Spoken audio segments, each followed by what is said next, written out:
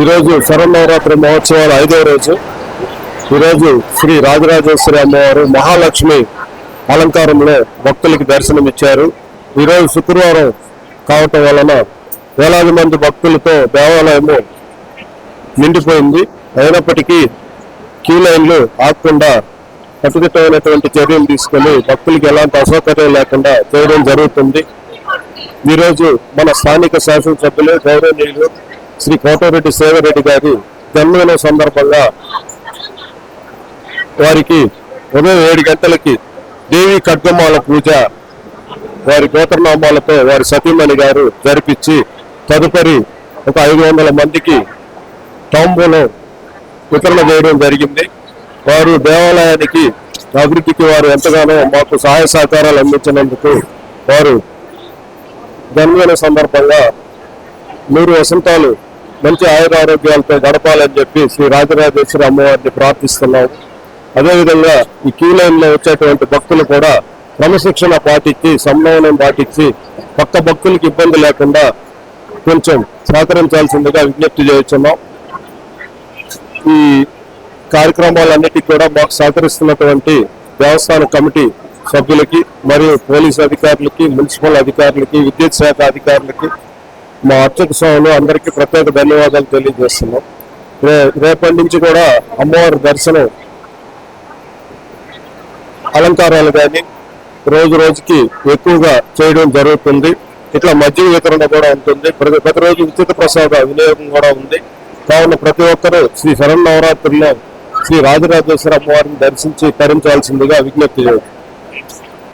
ఈరోజు మన ఎమ్మెల్యే గారు, రూరల్ ఎమ్మెల్యే గారు కోటమిరెడ్డి శ్రీధర్రెడ్డి గారి ఈరోజు పుట్టినరోజు సందర్భంగా ప్రత్యేకించి వారికి జన్మదిన శుభాకాంక్షలు తెలియపరుస్తున్నాము దేవస్థానం తరఫున. అలాగే ఈరోజు వారికి ప్రాతకాలంలోనే ఉదయం అమ్మవారికి నిత్యకృత్య కార్యక్రమాలన్నీ పూర్తయిన తర్వాత వారి యొక్క ధర్మపత్ని వారు వచ్చి ఇక్కడ అమ్మవారికి పూజా కార్యక్రమాలన్నీ కూడా నిర్వహించుకున్నారు.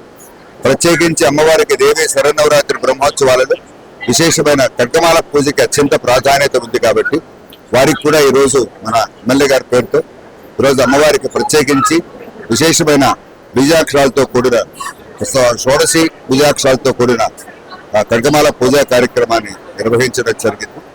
తదనంతరం వారు సుమారు 500 మంది ముత్తైదువులందరికీ కూడా తాంబూలాలు ఇవ్వడం కూడా జరిగింది. మంచి విశేషమైన ప్రక్రియ. దీనివల్ల వారికి, వారి కుటుంబానికి రాజరాజేశ్వరి అమ్మవారు జగన్మాత మంచి సంపూర్ణ ఆయుష్ ఆరోగ్యాలు ఇవ్వాలని కోరుకుంటూ ఉన్నాము.